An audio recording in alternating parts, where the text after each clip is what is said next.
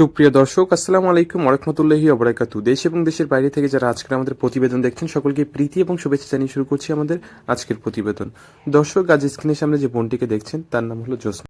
দর্শক, জ্যোৎস্নার জীবনে অসংখ্য কষ্টের কাহিনী রয়েছে, সে আমাদের সাথে শেয়ার করেছে এবং সেই সম্পর্কিত নিয়ে আজকের ভিডিওটি সে আমাদেরকে কি কি জানিয়েছে তার জীবন সম্পর্কে এবং সে কি করতে চাচ্ছে আগামীতে সেই বিষয় নিয়ে আজকের ভিডিওটি, এবং অনেক কিছু জানতে পারবেন আজকের ভিডিওতে। চলুন ভিডিওটি শুরু করি।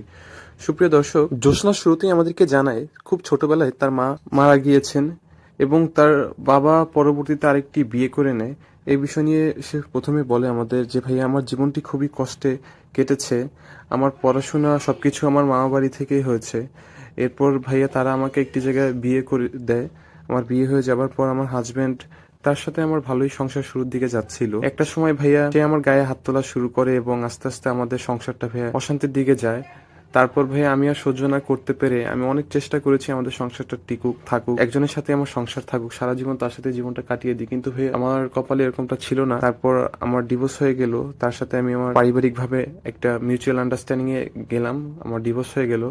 এরপর থেকে ভাই আমি একা রয়েছি। বোনটাকে জিজ্ঞাসা করলাম যে আপনার কোনো ছেলে মেয়ে হয়েছে কিনা, সে আমাদেরকে জানালো না ভাই আমার কোনো ছেলে মেয়ে নেই, এখন আমি বর্তমানে ভাইয়া একাই রয়েছি।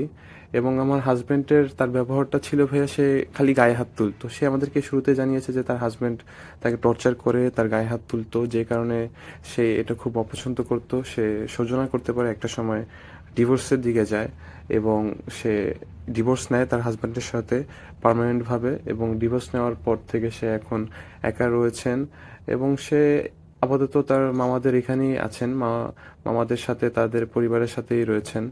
এখন সে চাচ্ছে যে আরেকটা নতুন সংসার শুরু করতে, নতুন পরিবার শুরু করতে।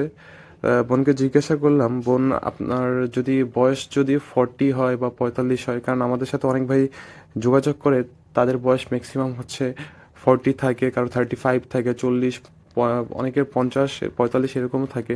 যদি একটু বয়স বেশি হয় আপনার কি পরবর্তী কোনো সমস্যা হবে? যদি ভালো মনের মানুষই পাবেন, কিন্তু যদি একটু বয়সটা বেশি হয় যে আপনাকে ভালো রাখতে পারবে। বলছে ভাইয়া না, ভালোবাসার জন্য ভাইয়া বয়সটা ম্যাটার না, কোনো সমস্যা হবে না।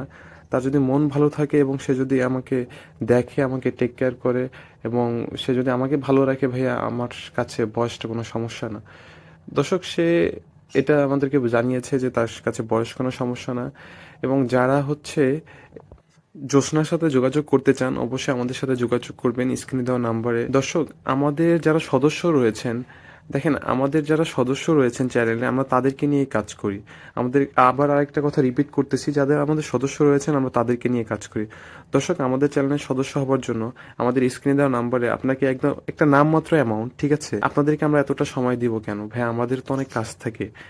আমাদের দিকটা আপনাদের বুঝতে হবে যে আমরা কেন আপনাদেরকে এতটা সময় দিব ভাই। এই যে ওনারা যে আমাদের সাথে যোগাযোগ করে এবং আমরা যে আপনাদের সাথে তাদেরকে একটা করিয়ে দিই, এই যে একটা সংসার যে বেঁধে দিই ভাই, আমাদের তো অনেক সময় রয়েছে।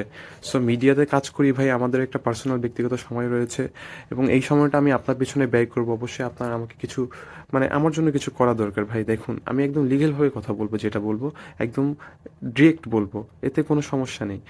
এজন্য বলছি ভাইয়া, আমাদের হচ্ছে কি স্ক্রিনে যে নাম্বারটি রয়েছে, আমাদের হচ্ছে আপনি 1000 টাকা, 1000 টাকা পে করলে আপনি আমাদের, মানে রাইট নাও এখন সদস্য হিসেবে জয়েন হতে পারবেন। পরে হয়তো বা অ্যামাউন্টটা কমতে পারে, বাড়তে পারে, কমবে না এটা শিওর, বাড়তে পারে। কারণ ভাই একজনের সাথে কথা বলা, তাকে অনেকটা সময় দেওয়া, এটা এটা আপনি আমার জায়গা থাকলে ভালো বুঝতে পারবেন।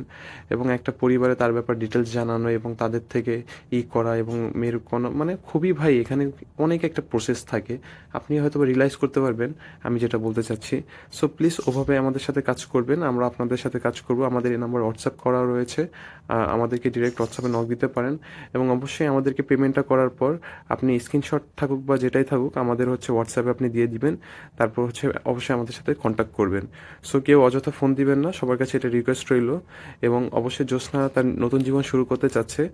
সো যে ভালো মনে হবে আমাদের কাছে, জ্যোৎস্না তাকে নিয়ে ভাববে এবং আমরাও তার ব্যাপারে তার বিষয়ে জানাবো। তো দর্শক, আজকের ভিডিওটি আপনাদের কেমন লেগেছে অবশ্যই কমেন্টে জানাবেন এবং জ্যোৎস্নার ব্যাপারে কিছু জানতে চাইলে কমেন্টে আমাদেরকে জানাবেন।